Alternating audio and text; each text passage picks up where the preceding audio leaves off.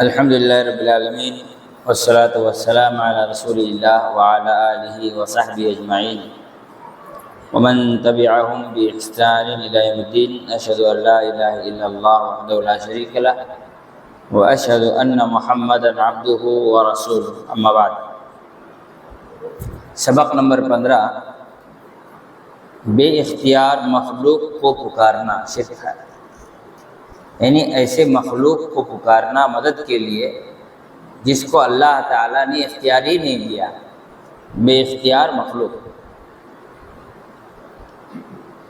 اسے پکارنا شرک ہے۔ اس جملے میں دو باتیں ہیں۔ پہلی چیز یہ ہے کہ اگر کوئی انسان کسی انسان کو مدد کے لیے پکارتا ہے اور وہ انسان مدد کرنے کی طاقت رکھتا ہے، اختیار رکھتا ہے، تو مشرک نہیں ہوگا۔ جیسے کہ دنیا میں انسان ایک دوسرے سے مدد مانگتے ہیں، لیکن اگر کوئی انسان کسی انسان سے ایسے معاملے میں مدد مانگ رہا ہے جس معاملے میں اللہ نے کسی انسان کو اختیار ہی نہیں دیا، تو آدمی شرک کا مرتکب ہوگا۔ چنانچہ اللہ رب العالمین نے قرآن مجید میں ارشاد فرمایا، اَیُشْرِکُونَ مَا لَا يَخْلُقُ شَیْئًا وَهُمْ يُخْلَقُونَ۔ کیا یہ لوگ اللہ کے ساتھ ایسے مخلوق کو شریک ٹھہراتے ہیں جن مخلوقات نے کسی کو بھی پیدا نہیں کیا، ایک ذرہ بھی پیدا نہیں کیا ہے؟ وَهُمْ يَخْلَقُونَ، اور حالت یہ ہے کہ وہ خود اللہ کی مخلوق ہے، ان کو اللہ نے پیدا کیا ہے۔ اگر اللہ نے ان کو پیدا نہیں کیا ہوتا تو ان کا وجود ہی نہیں ہوتا، وہ دنیا میں نہیں آتے۔ جو اپنے وجود کو باقی رکھنے کی طاقت نہیں رکھ سکتا، جس کے اس دنیا میں آنے کے لیے اللہ رب العالمین نے بندوبست کیے تب جا کر کے وہ دنیا میں آیا، اور جب اللہ رب العالمین نے چاہا اس کی جان نکال لی اور وہ مر گیا، جو خود کے بقا کی، اپنے آپ کو بچانے کی، اپنے آپ کو سنبھال کر رکھنے کی صلاحیت اور طاقت نہیں رکھتا تھا، اسے تم اللہ رب العالمین کے برابر شریک ٹھہراتے ہو۔ یہ تو بڑی بیوقوفی کی بات ہے۔ جو اپنی حفاظت نہ کر سکے، اپنے آپ کو زندہ نہ رکھ سکے، اپنے آپ کو باقی نہ رکھ سکے، جب اللہ نے چاہا تب اس دنیا میں آئے، جب اللہ نے چاہا وہ مر گئے، وہ کیسے اللہ رب العالمین کے مقابلے میں یا اللہ رب العالمین کے معاملے میں تمہارے معاون اور مددگار ہو سکتے ہیں؟ دیکھیں، انسان اس بات کو اچھی طرح جانتا ہے کہ کوئی کسی انسان کو تبھی کچھ دے سکتا ہے جب اس کے پاس خود ہو۔ دوسروں کو بیماری سے شفا وہ دے گا جس کے ہاتھ میں شفا ہو۔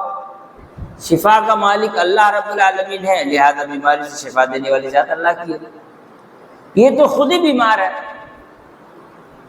نا؟ کوئی پیر فقیر کے پاس چلا گیا اور روزی میں برکت مانگ رہا ہے، جبکہ وہ اس بات کو خود دیکھ رہا ہے، پڑھ رہا ہے کہ جو بزرگ تھے بڑے تنگ دستی میں گزرے ہیں اور ان کی زندگی بھکماری میں گزری ہے، یہ بھیک مانگ کر کھایا کرتے تھے۔ جو بھیک مانگ کر کھاتا تھا، جو فقیر تھا، اس سے آدمی کیا کر رہا ہے؟ روزی میں برکت کے لیے دعائیں کر رہا ہے۔ تو ایسی صورت میں یہ بیوقوفی کی بات ہے۔ ہندوستان میں یہ ایک بڑا عجیب مزاج ہے کہ جتنے پیر تھے ان سب کے ہسٹری پڑھ لیں، سب بھوکے رہتے تھے، کسی کے پاس کھانا نہیں ہوتا تھا، کسی کے پاس کپڑے نہیں ہوتے تھے، اور آج ان کے مزاروں پر چادر چڑھا کر کے لوگ ان سے روزی میں برکت کی دعائیں کرتے ہیں۔ اسی لیے ایک بڑے بیوقوف شاعر نے، بڑا سمجھدار بھی تھا لیکن بیوقوف بھی تھا، شاعر نے یہی بات کہی نا کہ اسی گلی میں وہ بھوکا فقیر رہتا تھا، اسی گلی میں وہ بھوکا فقیر رہتا تھا، تلاش کیجئے خزانہ یہیں سے نکلے گا۔ ارے بھائی، جب وہ بھوکا فقیر یہاں رہتا تو خزانہ یہاں سے کیسے نکلے گا؟ اگر یہاں خزانہ تھا تو وہ بھوکا فقیر بھوکا کائے رہتا تھا؟ تو اللہ رب العالمین نے اس بات کو یہاں بیان کیا کہ تم جن کو اللہ رب العالمین کے ساتھ شریک کر رہے ہو وہ خود مجبور اللہ چاہ رہے ہیں، وہ پیدا کیے گئے ہیں، وہ مخلوق ہیں، ان کو اللہ نے پیدا کیا تو پیدا ہوئے، نہیں کرتا اللہ تعالیٰ پیدا تو دنیا میں آ ہی نہیں سکتے، تو ان کا وجود ہی نہیں ہو سکتا تھا۔ اسی لیے اللہ تعالیٰ نے کہا اَيُشْرِكُونَ مَا لَا يَخْلُقُ شَيْئًا، کہ یہ لوگ ایسے کیوں اللہ رب العالمین کا شریک بناتے ہیں جو کچھ بھی پیدا نہیں کیا، وَهُمْ يُخْلَقُونَ، اور حالت یہ ہے کہ ان کو خود پیدا کیا گیا ہے۔ یہاں ایک چیز اور ہے کہ اللہ رب العالمین روزی دینے والا ہے، کیونکہ روزی کو پیدا کس نے کیا؟ اللہ تعالیٰ۔ اللہ رب العالمین سے اولاد مانگی جائے گی، کیونکہ اولاد کو پیدا کون کرتا ہے؟ اللہ تعالیٰ۔ جو چیز اللہ پیدا کر رہا ہے وہ چیز غیر اللہ سے کیسے مانگ سکتے ہیں؟ اگر اس نے کچھ پیدا کیا ہو تو پھر مانگو اس سے، اس نے کچھ پیدا کیا ہو تو اس سے مانگو، اس نے کچھ بھی پیدا نہیں کیا اور اس سے مانگے جا رہے ہو۔ اسی لیے اللہ تعالیٰ نے فرمایا کہ اَيُشْرِكُونَ مَا لَا يَخْلُقُ شَيْئًا، کہ یہ لوگ اسے اللہ رب العالمین کا شریک بنا رہے ہیں جس نے کچھ بھی پیدا نہیں کیا ہے۔ وَهُمْ يُخْلَقُونَ، اور وہ خود پیدا کیے گئے ہیں وہ مخلوق۔ وَلَا يَسْتَطِيعُونَ لَهُمْ نَصْرًا، جب وہ کچھ پیدا کر نہیں سکتے تو وہ کسی کی مدد بھی نہیں کر سکتے ہیں۔ وَلَا أَنفُسَهُمْ يَنصُرُونَ، اور نہ ہی وہ اپنے آپ کی مدد کر سکتے ہیں۔ اپنے آپ کی مدد کا مطلب خود مصیبت میں پھنس جائے تو اس سے باہر نکل نہیں سکتے ہیں۔ کیا کہا؟ وَلَا يَسْتَطِيعُونَ لَهُمْ نَصْرًا، اللہ تعالیٰ انہیں بیماری دے تو شفا یابی کے لیے وہ مددگار نہیں بن سکتے، اللہ روزی تنگ کر دے تو برکت کا وہ ذریعہ نہیں بن سکتے، اللہ تعالیٰ موت و حیات دے دے، آپ کا کوئی بھی فیصلہ کر دے تو اس معاملے میں یہ کچھ نہیں کر سکتے۔ لا یستطیعون لہم نصرا، یہ ان کی کچھ بھی مدد نہیں کر سکتے، نصرا۔ اور پھر آگے کہا ولا انفسہم ینصرون، اور نہ ہی وہ خود اپنے آپ کو بچا سکتے ہیں، مصیبتوں سے نجات دلا سکتے ہیں۔ آگے ایک اور آیت میں اللہ تعالیٰ نے سورہ فاطر میں بیان کیا والذین تدعون من دونہ ما یملکون من قطمیر، کہ تم جن کو اللہ رب العالمین کے سوا پکارتے ہو، ما یملکون من قطمیر، وہ قطمیر کے بھی مالک نہیں ہیں۔ قطمیر کھجور کھا لینے کے بعد کھجور کی گٹھلی میں ایک باریک جھلی ہوتی ہے، اگر سوکھی کھجور ہو تو پھر ایسی صورت میں جھلی ڈھونڈنا پڑتا ہے کہ وہ کھجور میں چپکا ہے یا بیج میں نہیں رہتا ہے، وہ کھجور میں چپکا رہتا ہے، ٹوٹ جاتا ہے، اتنا حقیر اور لایانی ہوتا ہے۔ اور اگر گیلا کھجور ہو تو ایسی صورت میں وہ آپ کو بیج میں ملتا ہے، کبھی کبھی پھر بھی نہیں ملتا ہے۔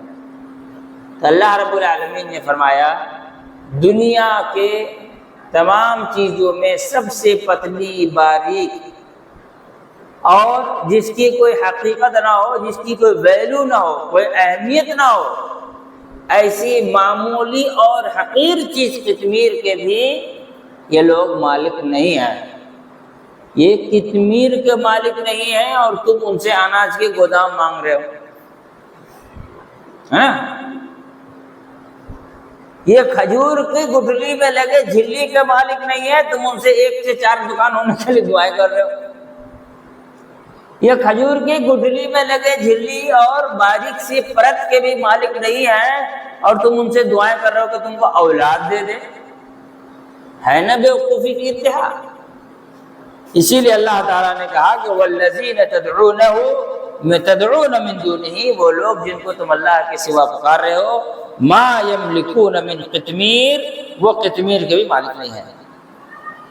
پھر آگے اللہ نے کہا ان تدعوہم لا یسمعوا دعاکم، اگر تم ان کو پکارو گے تو وہ تمہاری پکار نہیں سن پائیں گے۔ جو انسان مر گیا اسے سنانا صرف اللہ کے اختیار میں ہے۔ اللہ تعالیٰ چاہے تو جو بات چاہے اللہ تعالیٰ سنائے گا، لیکن اللہ تعالیٰ نہ چاہے پوری دنیا مل کر کے اس کو 1 سیکنڈ کا 26واں حصہ ایک چھوٹی سی آواز اس کو اگر چاہے سنانے کی تو بھی نہیں سنا سکتے۔ اس لیے اللہ کے رسول صلی اللہ علیہ وسلم نے غزوہ بدر کے بعد کہا کہ جتنے بھی کافروں کی لاشیں ہیں اس کو لے جا کر کے اس سوکھے کنویں میں ڈال دو۔ جب ڈال کر کے وہاں سے جانے لگے، یہ پرماننٹ ساؤنڈ پرابلم ہے اس کا،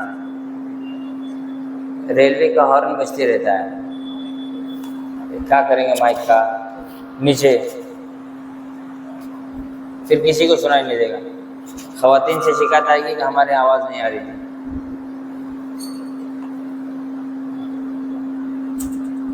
تو آواز بڑھ گئی اور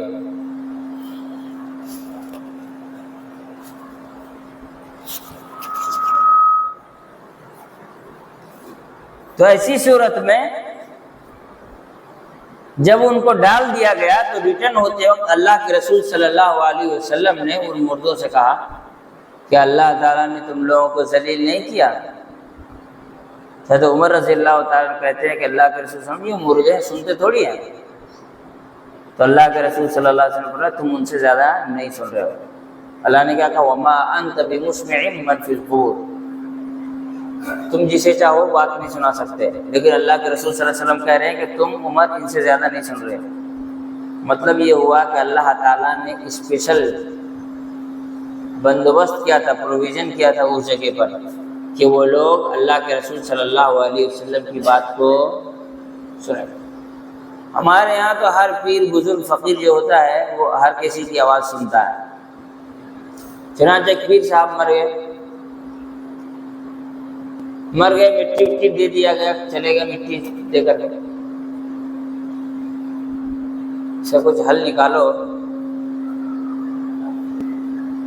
افضل بھائی یہ کہو کہ اس کا کچھ حل نکالیں۔ تو ایسی صورت میں پیر صاحب کو مٹی دے دیا گیا، گاؤں میں کوئی بیمار ہوا تو قبر سے مٹی لے کر کے جا کے بدن میں لگایا تو ٹھیک ہو گیا۔ گاؤں میں بات پھیل گئی کہ بھئی فلاں پیر صاحب کی قبر میں جو مٹی پڑی ہے اس سے لوگوں کو فائدہ ہو رہا ہے۔ اگلے لوگ آئے اور مٹی لے کے بھاگنے شروع کر دی۔ یعنی بیمارو آدمی تو بہت ہے نا اس دنیا میں۔ اب ایسا ہوا کہ بچے لوگ روز مٹی ڈالے اور شام تک مٹی غائب، پھر مٹی ڈالے پھر مٹی غائب، پھر مٹی ڈالے پھر مٹی غائب۔ ایک دن پیر صاحب کے بیٹے کو آیا بڑا غصہ، ایک دم غصے میں آ کے قبر کے پاس کھڑا ہوا، کہا سن لو، اپنے ابا سے کہتا ہے کل سے اگر کوئی ٹھیک ہوا بیماری سے تو ہم مٹی نہیں ڈلوائیں گے۔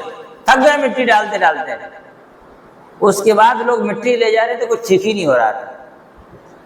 تو پیر صاحب ڈر گئے بیٹا سے، ہے نا، اور سن لیے بیٹے کی دھمکی کہ یار اگر اب کی بار کوئی ٹھیک ہوا تو ایسی صورت میں ہم کو کیا کہتے ہیں بنا چھت کے سونا پڑے گا۔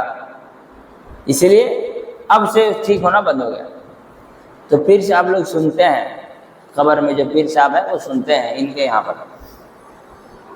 تو اللہ رب العالمین کے قرآن مجید میں نازل کردہ اس آیت کے وہ منکر ہیں، کہتے ہیں کہ ان تدعوہم لا يسمعوا دعاءکم، کہ اگر تم ان کو پکارو گے تو تمہاری پکار نہیں سنیں گے۔ وَلَوْ سَمِعُوا مَا اسْتَجَابُوا لَكُمْ، اور اگر سن بھی لیں بفرض محال اللہ تعالیٰ سنا بھی دے ان کو تو اللہ تعالیٰ انہیں جواب دینے کی طاقت نہیں دیا۔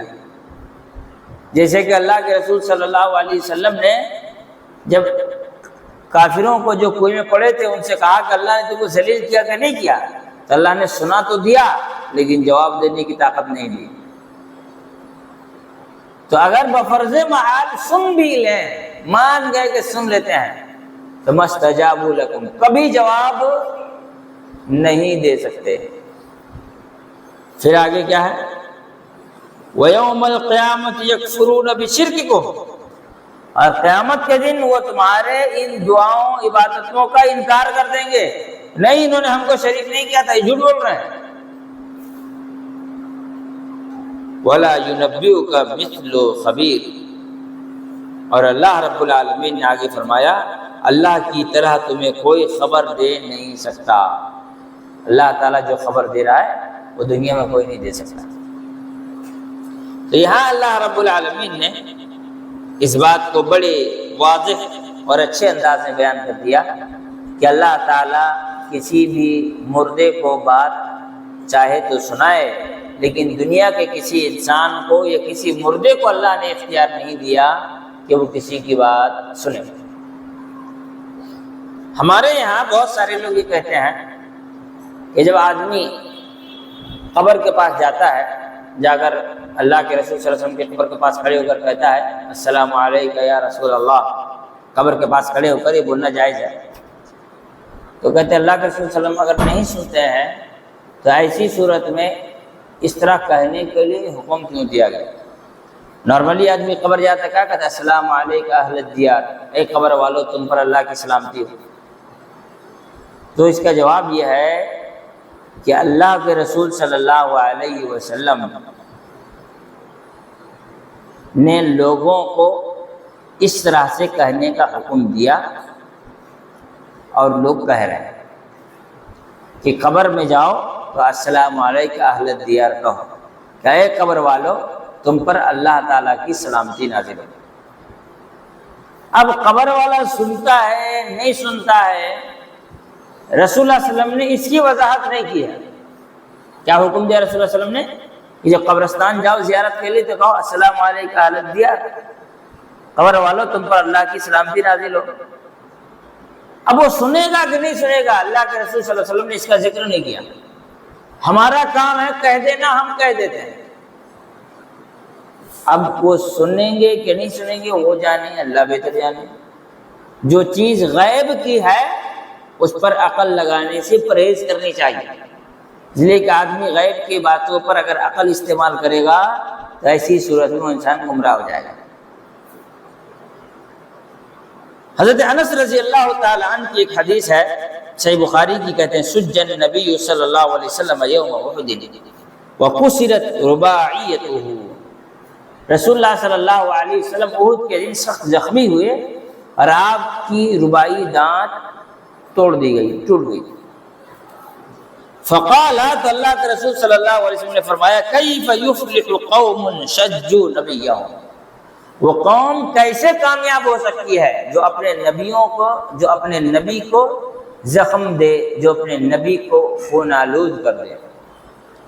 فنزلت، تو اللہ تعالیٰ نے آیت نازل کر دی لیس لک من الامر شیء، اے اللہ کے رسول آپ کو اس معاملے میں بالکل بھی اللہ تعالیٰ نے کوئی اختیار نہیں دیا ہے، لہذا آپ بالکل بھی اس طرح کی باتیں نہ کریں۔ سوچئے رسول اللہ صلی اللہ علیہ وسلم نے جو بات کہی کیا، کہ جو قوم نبی کو مارے، زخم دے، دانت توڑ دے، خون سے لت پت کر دے، اس پر اللہ کی رحمت آ سکتی ہے؟ وہ آدمی کیسے کامیاب ہو سکتا ہے؟ یہ اللہ کے رسول صلی اللہ علیہ وسلم کہہ رہے ہیں۔ تو اللہ تعالیٰ نے کہا کہ اللہ کے رسول آپ اس طرح نہ کہیں، آپ کو اللہ تعالیٰ نے اس طرح کہنے کا کوئی حق نہیں دیا ہے۔ لیس لک من الامر شیء، کسی بھی معاملے میں اللہ تعالیٰ نے آپ کو اختیار نہیں دیا ہے۔ اب دیکھیے اس واقعے کے جو مین ذمہ دار کہے جا سکتے ہیں، حضرت خالد بن ولید بعد میں خود ہی مسلمان ہو گئے، اس لیے کہ پہاڑ کے پیچھے سے گھوم کر کے آ کے مسلمانوں کو جو گھیرے تھے وہ حضرت خالد بن ولید نے گھیرے تھے، انہی کی وجہ سے سارا واقعہ ہوا۔ لیکن اللہ تعالیٰ نے ان کو ہدایت دی، وہ اسلام قبول کیا اور مسلمان بنے اور سپہ سالار بن کر کے زندگی گزارے۔ تو معلوم یہ ہوا کہ جب اللہ تعالیٰ نے کسی کی ہدایت، گمراہی، نجات ان معاملوں میں کسی انسان کو اختیار نہیں دیا ہے، کسی نبی کو حتیٰ کہ رسول اللہ صلی اللہ علیہ وسلم کو اختیار نہیں دیا ہے، تو کسی پیر، فقیر، ولی، بزرگ کو یہ کیسے اختیار حاصل ہو جائے تو وہ کسی کی نجات، کسی کے جنت، کسی کے جہنم کے سبب بن جائیں، یا ان کے ذریعے سے کوئی ہدایت پا جائے اور ان کی وجہ سے کوئی کیا ہو جائے، گمراہ ہو جائے۔ ان کی بات تسلیم کرنے سے کوئی جنتی ہو جائے، یا ان کے نظر کرم فرمانے سے کسی کو اسلام مل جائے، یا ان کے دائنے سلام پھیر دینے سے لاکھوں مسلمان ہو جائے اور بائیں سلام پھیر دینے سے لاکھوں مسلمان ہو جائے؟ یہ کیسے ممکن ہو سکتا ہے؟ کہتے ہیں کہ خواجہ اجمیری ہندوستان آئے، 2 رکعت نماز پڑھے، دائنے سلام پھیرے تو ادھر اتنے لاکھ لوگ مسلمان ہو گئے، ادھر سلام پھیرے تو وہ اتنے لاکھ لوگ مسلمان ہو گئے۔ ہم نے کہا خواجہ اجمیری زندگی میں ایک ہی ٹائم نماز پڑھے تھے؟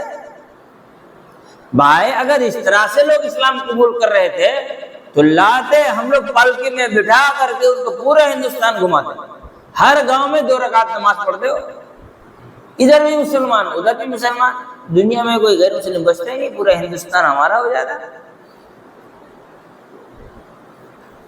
وہ قاری حنیف ہیں پاکستان کے، مرمورا گئے ہیں، تقریر کر رہے ہیں، اور چلے باز لوگ کے بہت بڑے ہیں، جو چلہ مارتے ہیں نا، طارق جمیل سے پہلے وہی ہیرو تھے، اب طارق جمیل ہیرو بنے ہیں نا، پہلے وہ ان کے کیا کہتے ہیں فائر برانڈ نیتا تھے۔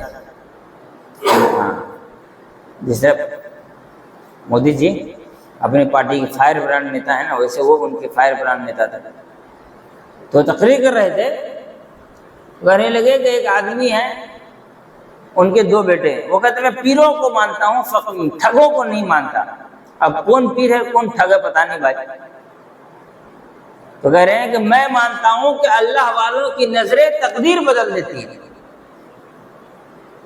کون کہتا ہے تبلیغی لوگ شرک نہیں کرتے ہیں؟ لو شرک سنو، ماں بیوقوف اور جھٹا ہوگا جو یہ کہے گا تبلیغی لوگ شرک نہیں کرتے ہیں، اسے کچھ پتہ ہی نہیں ہو، ہے تو کسی جاہل چپاڑ تبلیغی سے ملا ہوگا۔ ان کے اچھے مولوی سے ملو تو پورا شرک میں بھگو دیں گے، جس طرح سے کوئی چائے کو بسکٹ میں بھگا کھا جاتا ہے نا، ویسے لوگ اس کو شرک میں بھگو دیں گے۔ تو 2 بھائی تھے، ایک بڑے نیک خوب چلے والے مارے ہوں گے، اور ایک بھائی تھے جو پکے بے نمازی، کورٹ میں جج کا نوکری کرتے تھے، عدالت میں ٹائی وائی لگا کے گھومتے تھے۔ اب یہ جو دیندار بھائی تھا وہ روز فجر پہنچ جاتے کہ بھائی تو نماز پڑھ لے، پیر دبائے، ہاتھ دبائے، سر دبائے، نماز پڑھ لے، وہ مانے نہیں۔ ایک دن غصے میں آ کر کہا کہ ایک کام کر، جتنی نماز پڑھوانی ہے ایک دن میں پڑھوا لے، پھر دوبارہ نہیں آنا میرے پاس۔ کہا ٹھیک ہے، فلاں دن تم نماز پڑھ لینا، لیکن یہاں نہیں، فلاں گاؤں میں جا کر کے نماز پڑھنا، وہاں ایک بڑے بزرگ رہتے ہیں ان کے ساتھ نماز پڑھ لینا۔ اور انہوں نے خط لکھا، کہتے ہیں کہ انہوں نے کیا کیا، خط لکھ دیا۔ وہ خط لے کر جج صاحب گئے پیر صاحب کے پاس، جا کر کے خط دکھایا، اور پیر صاحب نے نظر کرم فرمائی، اور ایسا ہوا کہ اس جج نے نوکری چھوڑ دی، ٹائی وائی سب اتار کے، ٹوپی وپی اتار کر کے وہ بھی چلہ مارنا شروع کر دیا، اور پکا دیندار ہو گیا۔ تو یہ تو کہتے ہیں کہ ایک آدمی، ایک لڑکا پڑھائی کر رہا تھا، کہا میرا ایگزام ہے میں چلے میں نہیں جاؤں گا، تو ایک تبلیغی کہتا ہے کہ بیوقوف تو چلے میں چل، تیرے اندر خلوص اگر ہوگا تو اللہ تعالیٰ تیرے جگہ فرشتے کو بھیج دے گا، وہ تیرے ایگزام لکھ کر کے آ جائے گا۔ یہ ہے چلے کی خاصیت۔ اگر ایسا ہی ہوتا تو سب لوگ چلے میں چلو، فرسٹ کلاس PhD کی ڈگری لے کے نکلے گے سب لوگ۔ کوئی بات ہے، یہ کوئی بات ہے؟ حدیث کی شریح مخالفت چلہ بازوں میں یہاں ہے۔ اور ہمارے یہاں ایک لڑکا تھا، اس کی شادی ہوئی، اس کو دوسرے سے چلے میں بھیج دیا 1 مہینے کے لیے۔ ہم نے کہا کہ اس حدیث کی سخت مخالفت، حدیث میں ہے کہ کسی کی اگر ایک بیوی پہلے سے ہے، دوسری بیوی لے کر کے آتا ہے، تو نارملی سسٹم کیا ہے، انصاف کرنا ہے، برابر برابر ٹائم دینا ہے، ایک دن اس کے پاس تو ایک دن اس کے پاس، سب کو ٹائم برابر دینا ہے۔ لیکن اس کے باوجود شریعت میں یہ ہے کہ اگر کسی کے پاس پہلے سے ایک بیوی ہے، دوسری شادی کر رہا ہے، تو نئی بیوی کے ساتھ 7 دن رہے، اس کے بعد پھر برابر برابر بانٹے۔ معلوم ہوا شادی کے بعد 7 دن رہنا چاہیے ساتھ میں، بیوی کے یہاں چلہ کاٹنا چاہیے، یہ اس کو 1 مہینے کے لیے آسٹریلیا بھیج دیا شادی کے بعد. بیچارہ دکھی بھی ہے لیکن اب امیر صاحب کو کچھ بول نہیں سکتا ہے. ہم نے کہا جاؤ اور چلے مارو، تم کو ابھی ساتھ کہاں کہاں گھمائیں گے، تم گھومتے رہ جاؤ گے. صریح مخالفت حدیث کی. تو بتانے کا مقصد یہ ہے کہ اللہ رب العالمین نے نبی کریم صلی اللہ علیہ وسلم کو جب کوئی اختیار نہیں دیا تو ایسی صورت میں کسی اور کو یہ اختیار کیسے ممکن ہے کہ مل جائے کہ اللہ کے علاوہ کوئی اور کسی کے لیے ہدایت کا ذریعہ بن جائے یا کوئی کسی کے لیے گمراہی کا ذریعہ بن جائے.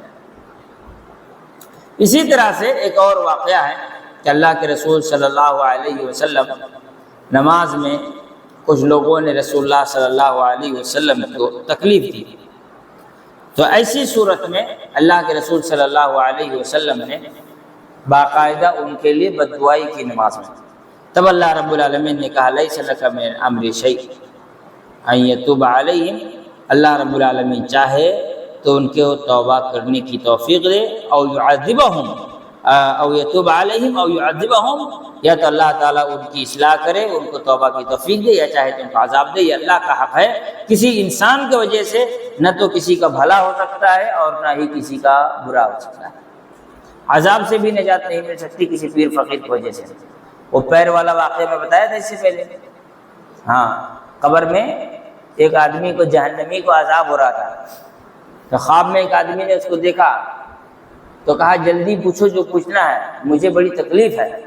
تو کہا کہ تم پر کیا بیت رہی؟ کہا مت بولو، عذاب علیم ہے، یہ ہے وہ ہے، بڑی تکلیف ہے. صرف یہ 2 ہاتھ ہیں جن کو عذاب نہیں ہو رہی ہے. تو کہا کہ کیوں؟ کہا پیر صاحب کے پیروں کو یہ جو ہاتھ لگے تھے اس کی وجہ سے اللہ رب العالمین نے کہا، اس کی وجہ سے کہا گیا. اب کون کہا ہوگا؟ کسی جلانے میں ہمیں شرم آتی ہے. مطلب یہ کہ پیر صاحب کا پیر دباتے رہو اور عذاب سے بچتے رہو، بھلے نماز روزہ ہو چاہے نہ ہو. تو یہاں پر یہ ہے. اسی طرح سے اللہ کے رسول صلی اللہ علیہ وسلم کو جب یہ حکم دیا گیا کہ وَأَنذِرْ عَشِيرَتَكَ الْأَقْرَبِينَ، آپ اپنے قریبی رشتہ داروں کو پہلے ڈرائیے، تو اللہ کے رسول صلی اللہ علیہ وسلم نے سارے لوگوں کو جمع کیا. یا معاشر قریش، اے قریش کے لوگوں سب ایک جگہ جمع ہو جاؤ. سب جب جمع ہو گئے تو اللہ کے رسول صلی اللہ علیہ وسلم نے کہا اشتروا انفسکم لا اغنی عنکم من اللہ شیئا، اپنے نفس کے لیے نیکیاں کماؤ، اس لیے کہ میں تمہیں اللہ کے سلسلے میں کوئی بھی فائدہ نہیں پہنچا سکتا ہوں.